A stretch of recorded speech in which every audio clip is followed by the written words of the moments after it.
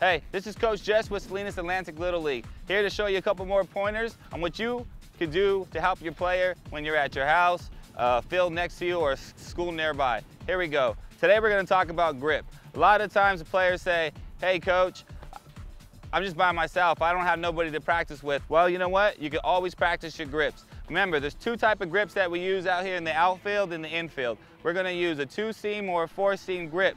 Well, reality is we're only going to use one. We prefer to only use the 4-seam grip. The 4-seam grip is the most accurate grip that you got. So this is why if you're at your house, we want to practice the grip constantly. So if you're by yourself, you can be throwing the ball in your glove, reaching in, grabbing your grip, throwing it in, pulling it out, getting that 4-seam grip, throwing it back, screwing it in. You can do this about 100, 200 times.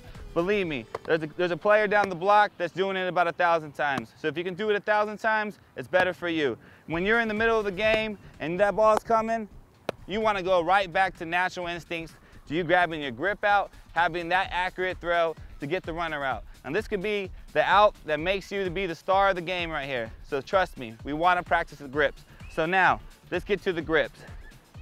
When you're throwing a fastball as a pitcher, it's the same concept. The 4-seam grip.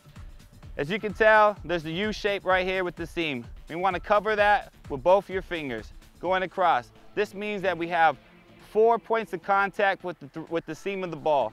That's why they call it a 4-seam ball. Now, if you're throwing a 2-seam, just to let you guys know, which a lot of you kids are throwing out there that I see when you're warming up, is that you're grabbing the seams right over the top.